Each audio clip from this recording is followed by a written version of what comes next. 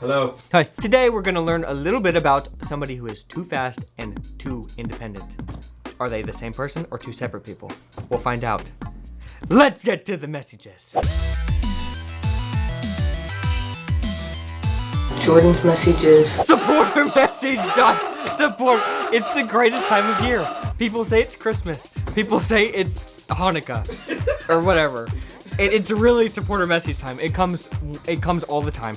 Become a supporter. Support BlimeyCow.com. And it's 100% Josh will read the message, and it's not 100% that he's going to read it, that he's going to put on the show, but it's 100% that he will think about it. You will know that you made Josh's neurons connect for a minute, and he either discarded it and they went away, or they connected and now they're connecting with mine.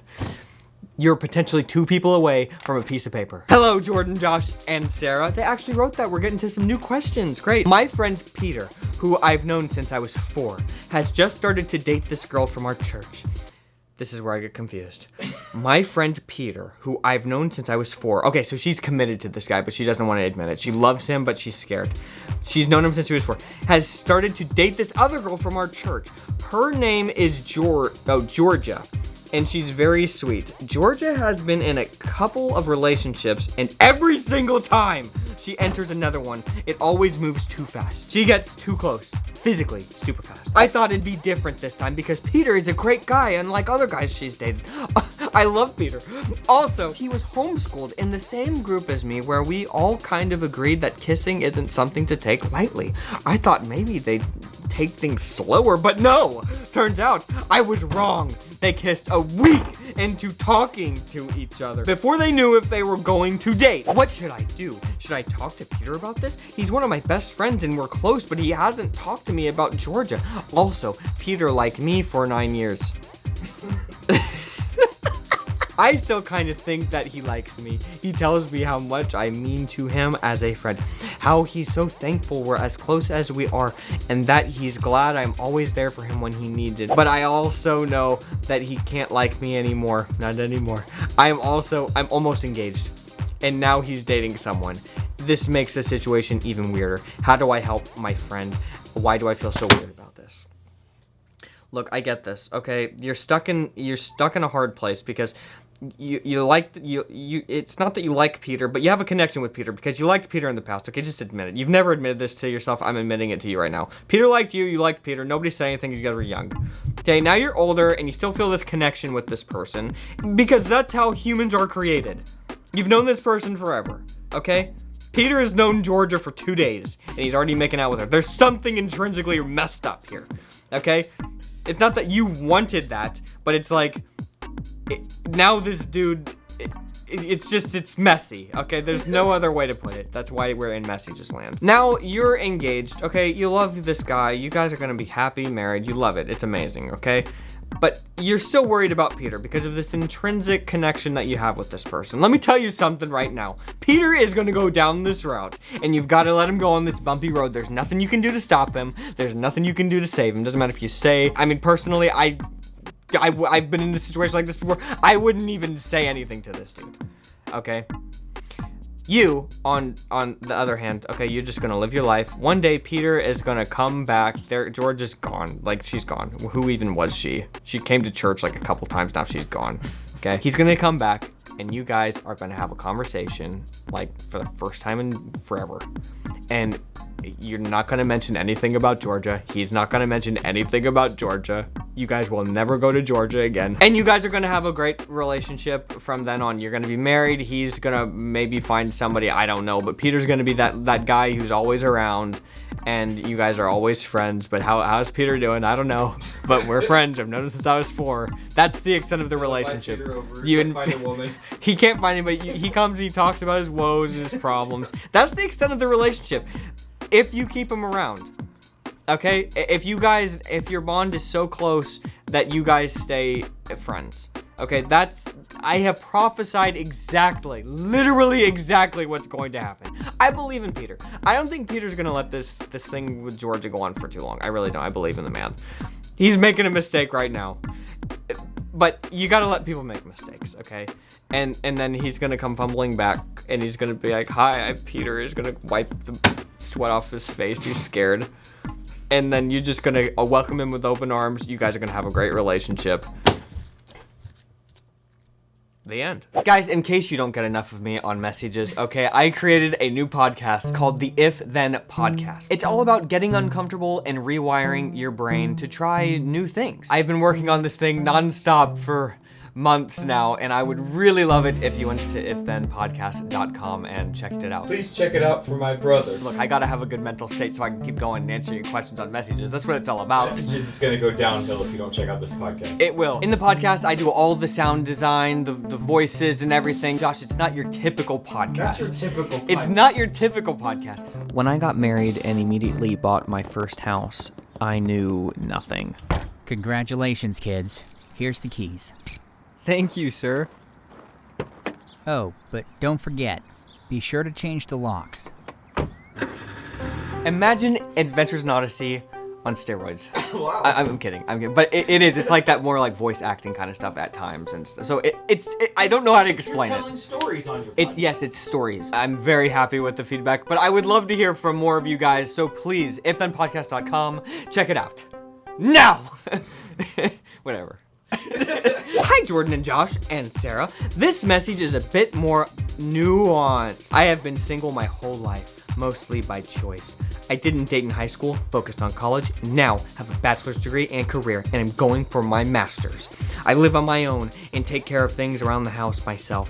I've had some guy friends, but no guy has really been interested in my that way. I hear a lot of women talk, especially Christian women, about how men like to care for a woman's needs and it makes them feel good or manly or whatever. I am all for that kind of thing once I'm actually in a relationship, but I also really like being independent. And I don't want to act like I'm not or need a man just to attract one. Is this killing my chances of men liking me, especially in the Christian circle? Are these ideas old-fashioned, or do guys still really feel like this is important? Thanks. Okay. It is a nuanced message. It is nuanced, okay? Look, I'm gonna give it to you straight. These Christian women that you're talking to, they're actually right. Okay, most guys, this is how they think. This is in their DNA. It's who they are. Okay, not everybody's like this, but I would say 90%. It used to be 99, then everybody got on all this bad stuff. We're talking about the Christian community, Josh, so I'm saying the 10% of guys, they're not even looking. They're looking at the computer screen. For 10%, actually, it's probably 90% of the guys and 10% of the guys. I don't know these things, okay? All I know is they're dropping like flies. Look, when a girl I'm